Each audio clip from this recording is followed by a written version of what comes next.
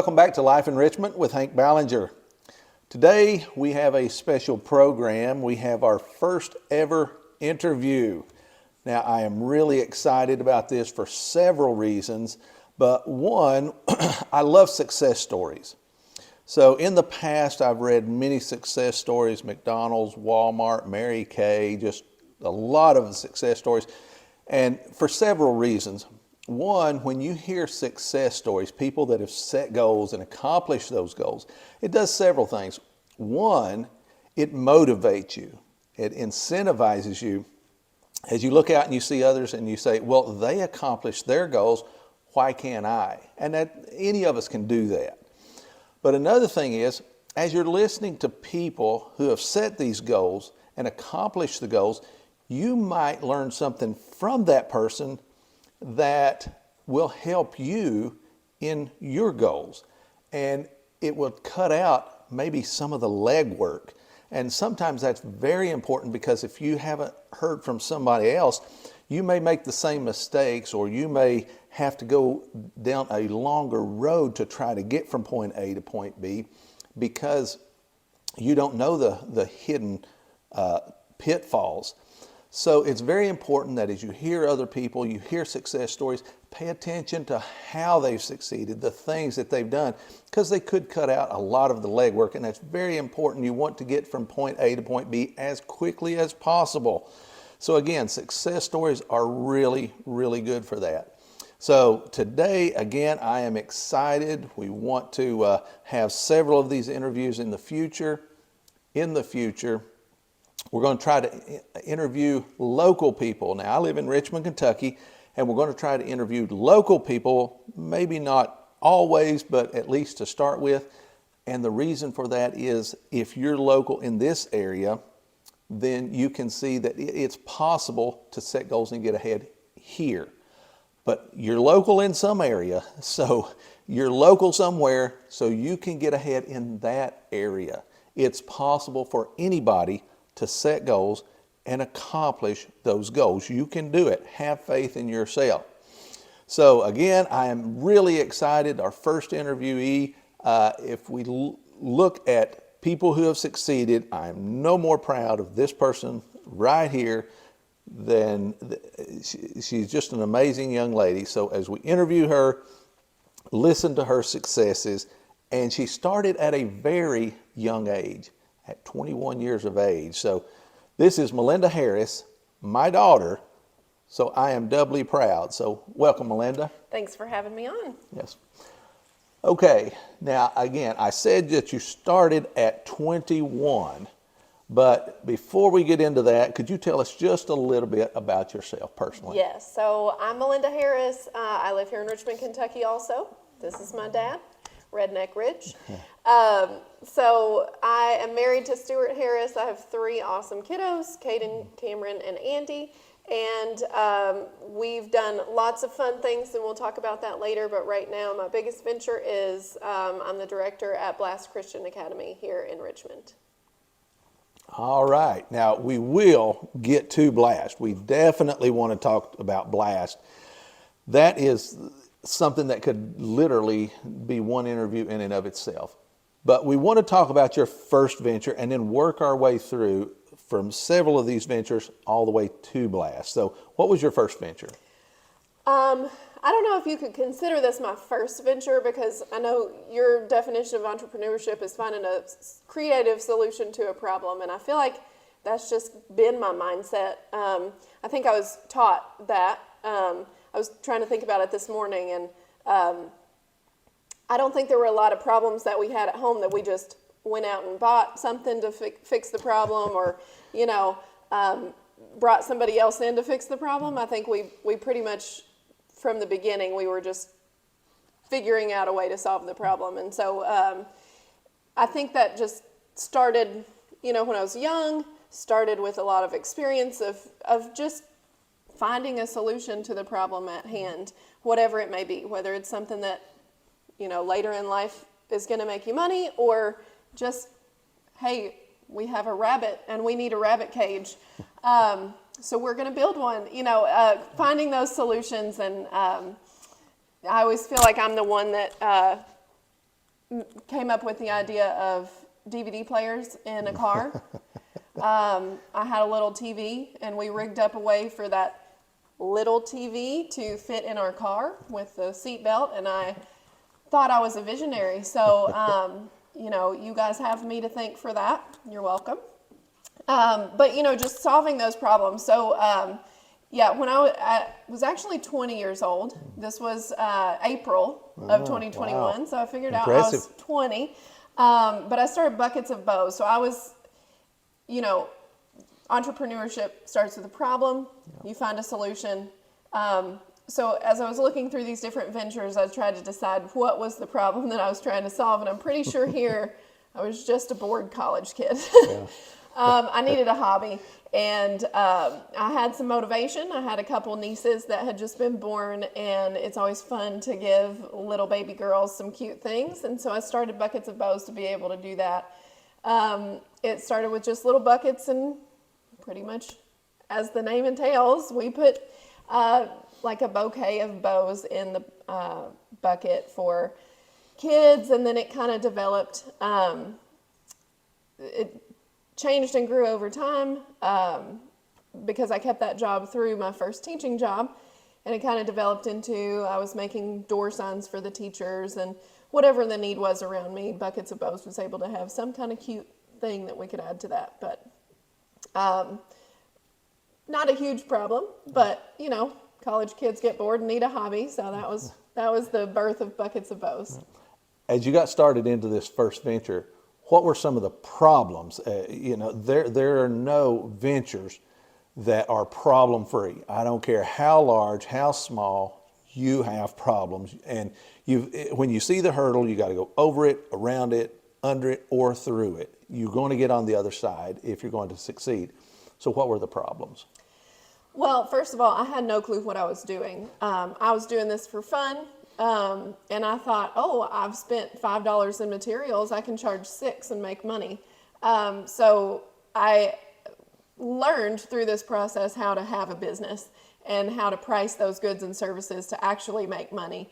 And hurdles came along because I had extended all of our family. I had hit them all up for, hey, do you want any Buckets of Bows? And then I was out. So I learned through that how to kind of market and get my product out there a little bit, get a few more people on board. Mm-hmm. Well, that was your first venture.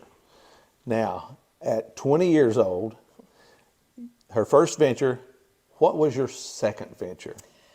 So the second thing that I have on my list of entrepreneurship things is that at 22 years old in 2012, my husband and I bought our first set of apartment buildings. And you got married in 2011, correct? Correct. Bought their first set of apartments a year later. So being an entrepreneur, there is no age. You can be young. And just like Paul tells Timothy in the Bible, he says, let no man despise thy youth. Young people can get started. A matter of fact, the younger you get started, and when you make those mistakes young, you won't make them when you get older because you learn from those mistakes. Mistakes teach you a lot, but also successes teach you. So as you see here, and as she goes through some of the successes that Melinda's had, you will see that you learn from the successes, but you do learn more from your failures. So very important. So bought your first set of apartments in 2011. How many units? I have no idea. Okay. I think it was 8. 8 units. 8 units, okay. Yeah. How many units you own now? Right now, 2023, we have 461 units. 461 units. So very aggressive. Yes. Very impressive. So this, again, just says young people can succeed. Don't ever let anybody tell you you can't succeed. Very important that you know that and have faith in yourself. Yeah, so that didn't come without a price. Obviously everybody thinks about buying into apartments. It's going to be just this huge cost. And I was a college student. My husband had worked at his job for a few years. But we went into bank after bank after bank of people telling us that we were too young or that we couldn't make it work. And we were using some creative financing. We had scrapped together every single thing that we could. My husband sold his motorcycle. I mean, we were determined to make it work, and we weren't going to take no for an answer. So that was one of our hurdles that we came across. And so it's just important to know when you've got your mindset to do something, to keep going.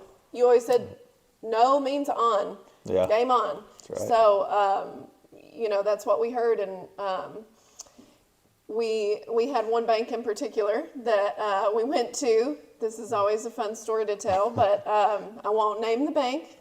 All those bankers out there are shaking in their boots right now. But Wondering, is it them? is it me? That's right. But we went to one bank, and sweet people really did want what was best for us. But they sat Stuart and I down, and they had a heart-to-heart with us. And they explained to us that we were overreaching with our 8 units, and that they highly recommended us starting with a duplex or with a house or something smaller. They saw me as a college student. I told you I wouldn't touch this, and here I have twice. I started as a college student. He had only had his job for a couple of years. They did not see any potential in us. And so they sat us down, and they mothered and fathered us, and they told us, we really want what's best for you, and we think this is too much, too aggressive.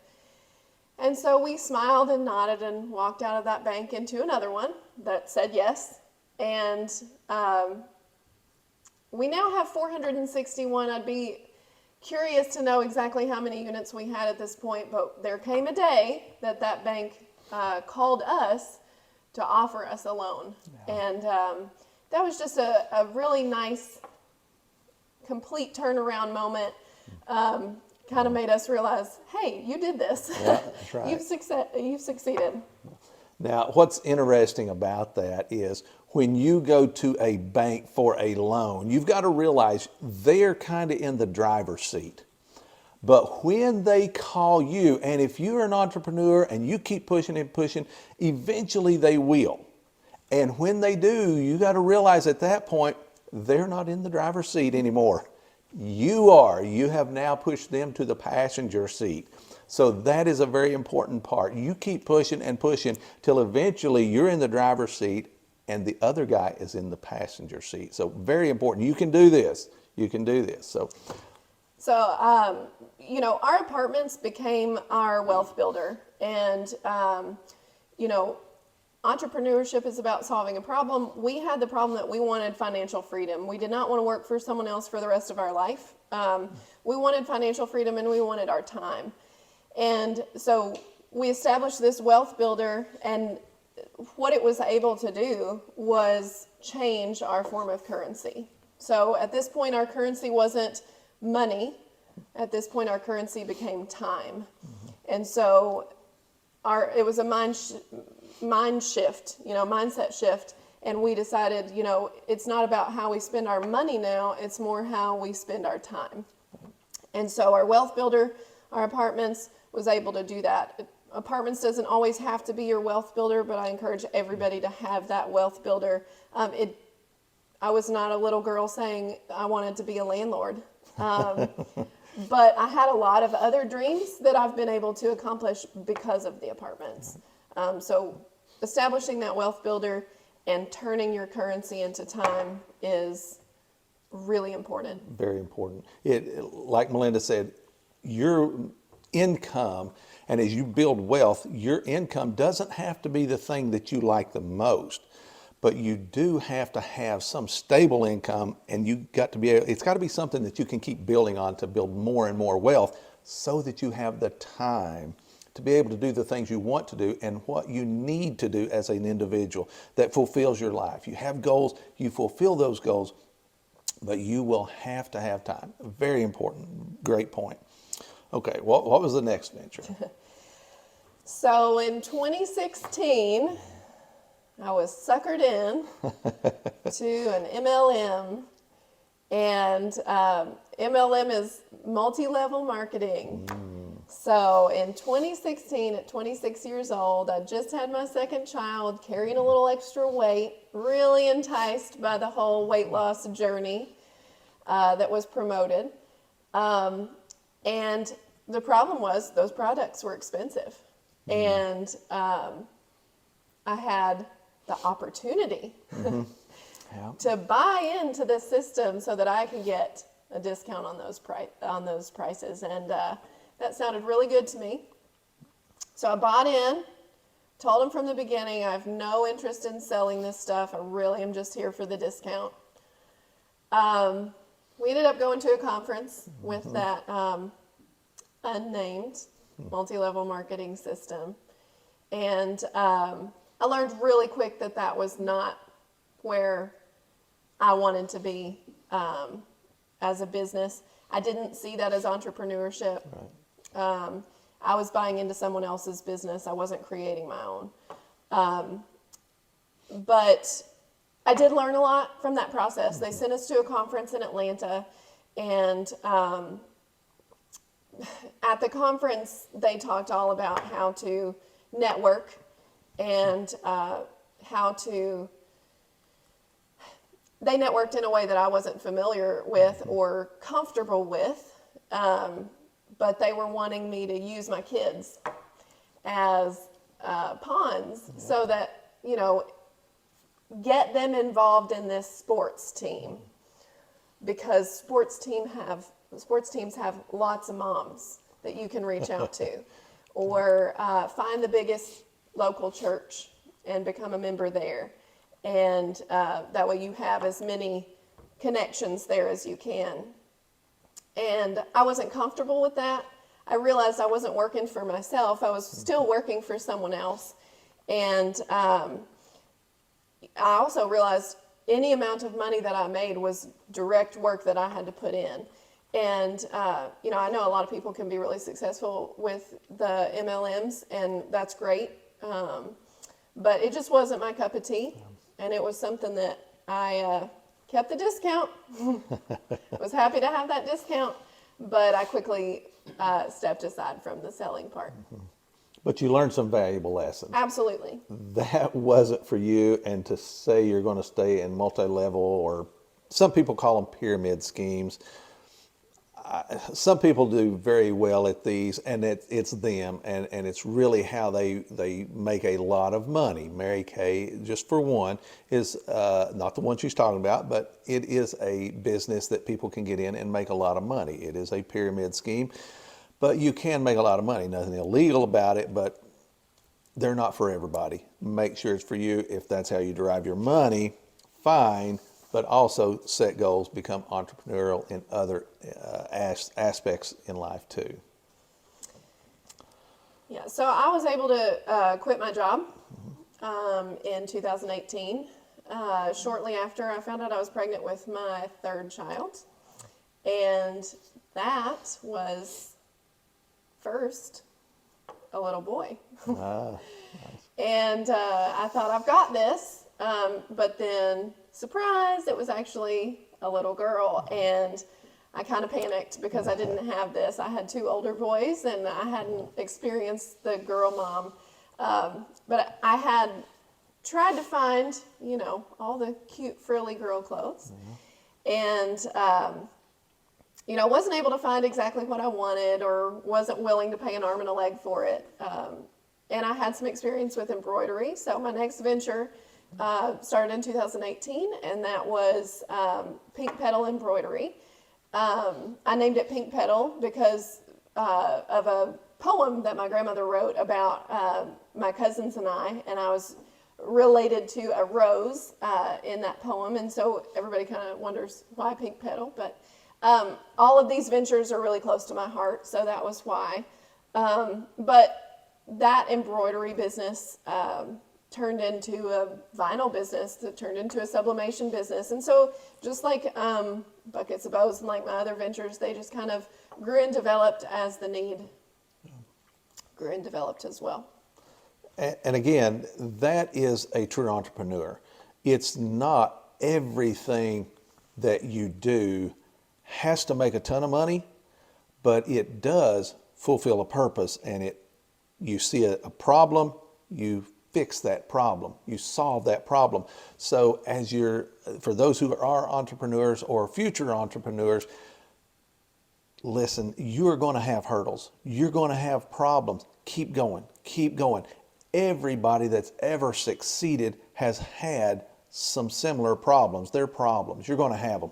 But just keep on. You can do this. You can succeed, okay? So, my embroidery business wasn't a cash cow, but it was something I enjoyed doing. And because we had our wealth builder, I was able to look for, again, how I wanted to spend my time. And I really enjoyed doing it. I still enjoy doing it kind of on the side, but some other things became a little bit more pressing. And so Pink Petal Embroidery as a business has since kind of died out for some other things. But it was very good to get you from where you were to Absolutely. get you to where you are now. But then also, again, as an entrepreneur is a really interesting person. They may succeed. They may have tons of money like Elon Musk. But you see, he just keeps starting new companies and starts a new company and starts a new company.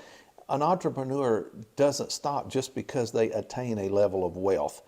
They keep on because that's who they are. It's who they are here, not just who they are here or in monetary aspects.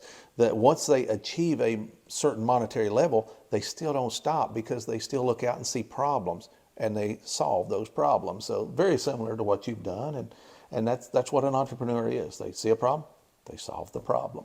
So I'm really interested in their next one. And during the COVID pandemic, people running around like chickens with their heads cut off and just people going crazy worldwide, but other people saw opportunity. Yeah, so just like you said, entrepreneurship is not always about chasing a dollar. It's about seeing a problem and solving that problem. Also, lots of times, at least in my journey, that's 3 times, in my journey, I haven't been sitting around thinking, what could I do to develop my entrepreneurship today?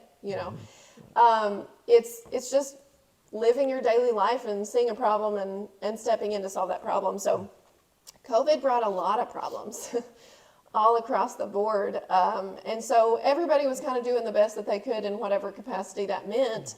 But a lot of people had a lot of needs that they weren't able to meet. And so during COVID, my mom and I started a business, Mel and Mama Masks, and we sewed our own masks, and most of them were given away. We got to the point that we could not keep up with the demand, so we started selling them for $1 a piece, or $3 a piece. I think some of them ended up getting to, but the demand was high, and the supply was low everywhere you went, and even the supply that you could get in store was the cheap little masks, and these were fabric and reversible and washable, and so we met that need for a lot of people and for ourselves to be able to have those masks during that time. Nobody wants to think about that time. We want to block that out, yeah. but COVID didn't happen. Yeah. How many masks did you make? Do you have a set number, fairly close? I don't know. We tried to keep a count, and I think once we hit 1,000, we stopped keeping count. The demand was so high, we couldn't keep tallying, and it was well over 1,000, but at that point it just became, we have to get them out as fast as possible, so we stopped keeping count. Yeah. So there are opportunities. Once you become an entrepreneur, and when I first started, I saw this in books. When I go to seminars, people was always saying, there's opportunity everywhere. And me being from a factory, nothing wrong with factory work, but when I came from factory work, I couldn't see opportunity. And all these books, these seminars, all these people said, opportunities everywhere. Well, the longer you become an entrepreneur, you actually do. You see opportunity everywhere. So it's out there. If you have a smartphone, look on that smartphone, look at podcast videos. There are all kinds of opportunity. It's out there, so you can find it. Okay, now, you started another program that Yeah. was really interesting. Along with the melanoma masks, during COVID, there were a lot of people that were going without in a lot of different areas. So we started a food service called Dorian. We were able to work with the Madison County Schools Food Service, and that was a wonderful thing. We were able to give some meals to people during that time. Dorian is a Greek word from the Bible that means freely, and we were determined to kind of help meet that need for people and give them some hot meals or just meals, during that time. We were able to give some of the masks away during that time, and we ended up getting some regulars. We had some people that really counted on us to be there for their meals. And so again, it's not always about finding a way to make money, but sometimes it's about just solving a problem, not always for yourself, but sometimes for someone else. Right, right. Now, it's really interesting that entrepreneurship is, again, it's not just about just making a ton of money. I don't think you made any money off of Dorian, correct? I did not. Yeah, you probably spent money, but there was no ROI, return on investment. So it's not just about the money. It's about having a source of money, as Melinda has said earlier, having a source of income to where you don't have to worry about it. And if you help others, well, that's great. You're just doing what an entrepreneur does. So great process. All right, now we get to Blast Academy. All this stuff that she's talked about has led her to where she's going to start Blast Academy. But again, there's hurdles. So tell us about Blast. Great venture. So Blast Christian Academy is the school that I direct. Stuart and I started it up in 2021. My oldest son had just finished first grade in one of our public schools. He had a great teacher, but this was right at the end of the COVID years. He had to do a lot of his school on Zoom. When they did go back, he was wearing a mask all day. When they went back, it was 2 days a week, I believe. And then he was at home the other days trying to do other things. And it was just a difficult year for everybody. The teachers were knocking it out of the park with what was given to them.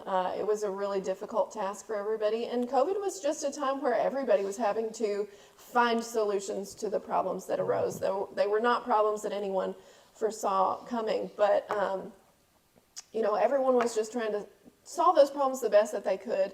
And so it's not a knock against the school, against his class, against anything like that.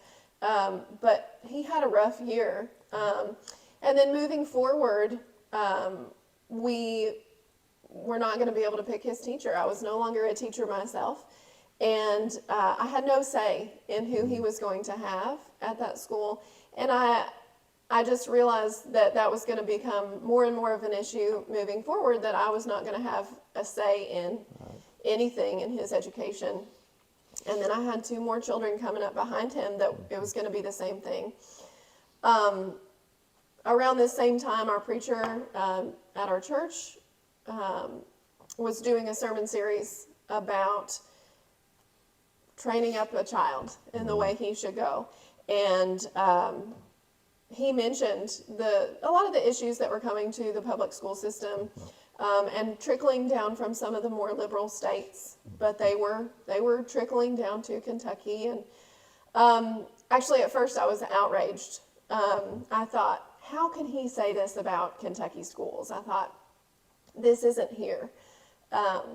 And after that sermon was over, I talked to some of the public school teachers that are in that church that I knew, and I said, how can he do this? This is not accurate. This is not here in Kentucky.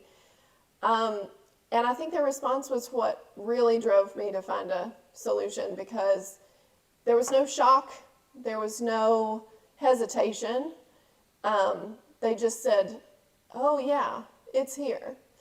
And so I'm not going to go into all of the things that are here. I think we all know the elephant in the room that I'm talking about. There's a lot of things, not really just one. But the response of those teachers was really what I just thought, these are the people that I have the utmost respect for because they're doing this job every day, but they feel like their hands are tied, and that just was not something that I was okay putting my child into. So here I was. I'd had 5 years of experience in public school teaching. I loved teaching. When I left teaching, it was really for that time freedom. I wanted to be able to spend time with my kids. And while I loved teaching and the students, I didn't love everything else that came with it. And it was a difficult job. And so there were so many problems adding up. And there was one clear solution. I was at home. I was with my kids. I had a degree, and my kids needed a school. Now, a lot of people tried to say, you should homeschool. You have the experience, you can homeschool. I'm not a homebody. I don't sit still easily. And my kids drive me a little crazy when they're in the house all day long, every day.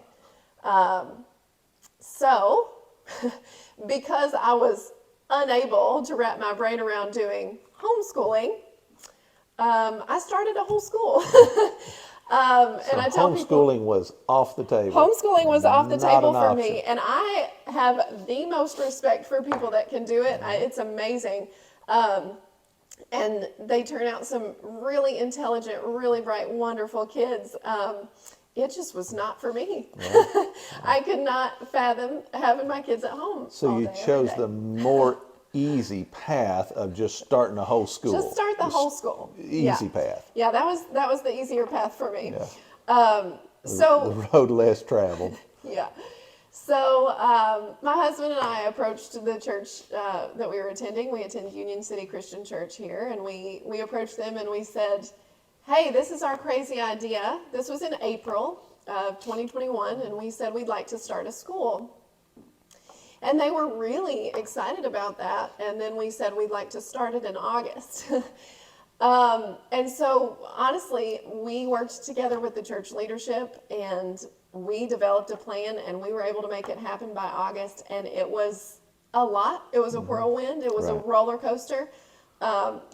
But we made it happen. We had excellent contacts at a company called Renew a Nation. They were started by some people who did just what we had done and realized there was no handbook for what we were doing. And so they made it their mission to help others do the same thing.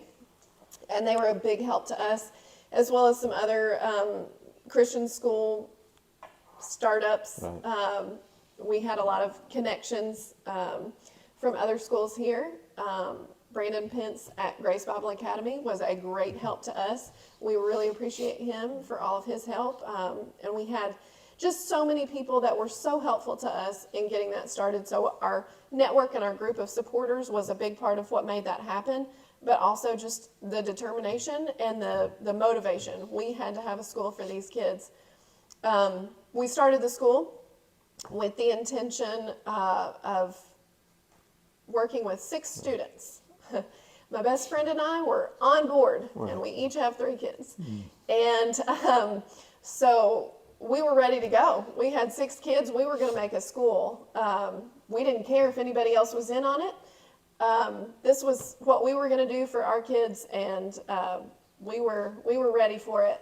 And as soon as we started talking about this, it became very apparent that there was a significant need in the community for Christian education. And it just snowballed from there. The need became very apparent.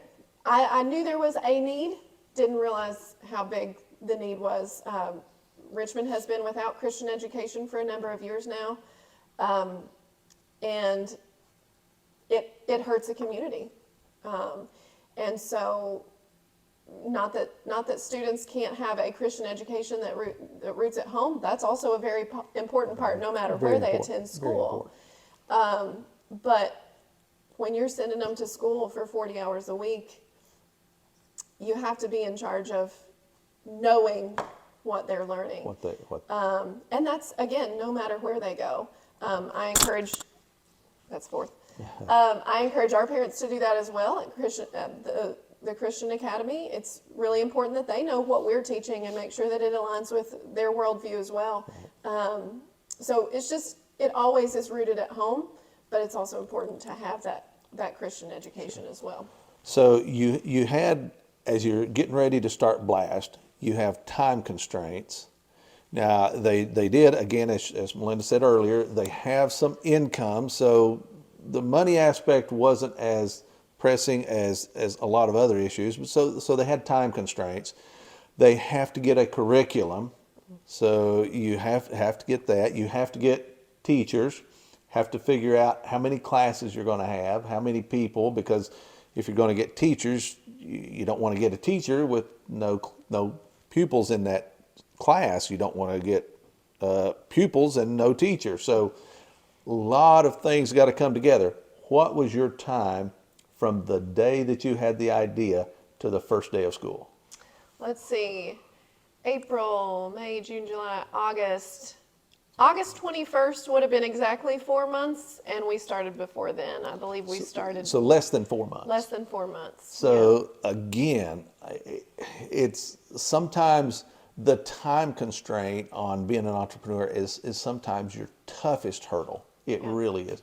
But nonetheless, to be able to scale the time constraint, to be able to scale the hurdle of all these others, very impressive, really is. So you saw a need. There needs to be some Christian education because maybe some of the things they are teaching in the public school are not what we would encourage in a Christian home. So very important that as you see that need, you say, rather than say, hey, somebody needs to do something about that. Well, realize you are somebody. You may be the somebody who needs to accomplish that goal, who needs to feel and fulfill that goal and solve that problem. So very important. So anything else you want to tell us about Blast? Well, I just think it's important now that we've kind of come to not the end of my entrepreneurship journey, but at least to date, that we kind of make it full circle and really point out the fact that this wouldn't have been possible without my wealth builder. Right. So I've had so many people reach out to me and they've got the motivation and they've got the drive and they want to do the same thing, and I try to help them, and that's wonderful, and I think they can. I think anybody can do it. But what really made it possible for us was to start with our wealth builder, start with our apartments, develop something that was going to generate wealth for us so that time was our currency, and that way we could do the things that we wanted to do. I remember as a young adult, one of my big dreams was I wanted to build a school overseas. I thought that was the biggest mission field. And, as I became older and more experienced with the world around me, I realized that this was our biggest mission field. And I just think it's interesting that dream that I had long before we started the apartments, long before we did any of this, has now come to fruition here in our own community. But I couldn't just jump right in with 2 feet to that. I had to have the other businesses and the support and the experience and the education to be able to do that. So it's not always that it happens quickly. That span happened in 4 months, but there was so much that led up to me being able to be here. And honestly, once I quit my job teaching, I spent a lot of time wondering, why did I waste so many years in college and so many years at this job? At this point, time was my currency, and I'm just looking at how much I had spent on something that I wasn't going to be able to use. And then it all just kind of hit me at once.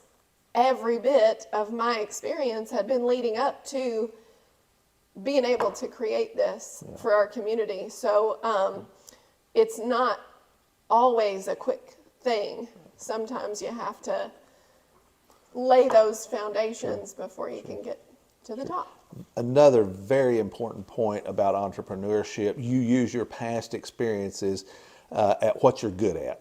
You want to try and achieve goals on something that you're good at, that you have experience. I have 2 more questions. the first year you started Blast, the first day, how many students did you have? We had 16 students. 16 students. Now, we're filming this on June the 20th, 2023. So when you start school this fall, how many students will you have? I don't know.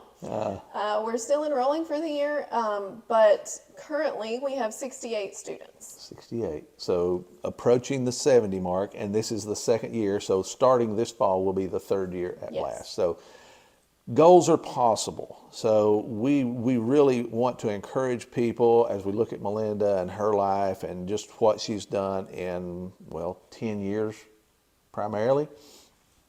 Very impressive, very impressive. So good luck in Blast. We hope things keep going. Is there anything else before we finish? Is there anything else you want to say about Blast or entrepreneurship or anything else? Not really. I think one important thing is, and I may contradict some of the things that you've said in your other videos, we have a little bit of a different view on our goals, and I think that's important for people to know too.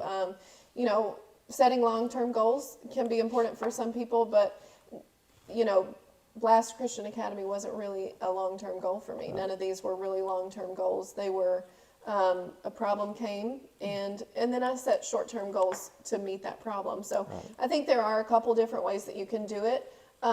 If you're not a long-term goal person, I think there are definitely ways that you can still be successful and still be an entrepreneur. Yes, absolutely. Given your specific mindset and what works for you. So I think it's important, just play to your strengths. And I feel like that's what I've done, that's what you've done. Sure. You know, play to your own strengths, because they're not the same for everybody. Sure. There's not a playbook, and I think that's why entrepreneurship is so hard for a lot of people. There's not a playbook. There's not a set of steps to follow, and you're kind of paving your own way as you go in true entrepreneurship. And it's a little bit scary at times, but Absolutely. It's very rewarding. Absolutely. It's much more rewarding than following someone else's path. Sure. Thank you very much. And that is very important. You've got to be the entrepreneur you need to be, because there are goals out there that I can't fulfill. I don't have the background. I don't have the technology. I don't have the stuff that it needs to fulfill certain goals, and Melinda doesn't. That's your job. So you have to become that entrepreneur, because that problem needs you. You need to become that person that fulfills that. I can't do it. Melinda can't do it. Others can't do it, but you could. So very good. I appreciate your time, Melinda. Thank you very much. I appreciate all the things that you've accomplished in your lifetime. I know you're very young because you're my daughter, so much younger than myself, but it's always good. I love success stories, love reading about them, love hearing them on videos, but I love success stories. So I appreciate all that you've done, all you've accomplished, and thanks for being here today. Well, thanks for having me. Yeah. I'm enjoying learning about Redneck Rich. Yeah, it's very good. Listen, you can become redneck rich. Anybody can do it. You need to be the entrepreneur that you need to be. Don't let anybody stop you. Set goals and accomplish those goals, and you can be redneck rich. See you on the next video.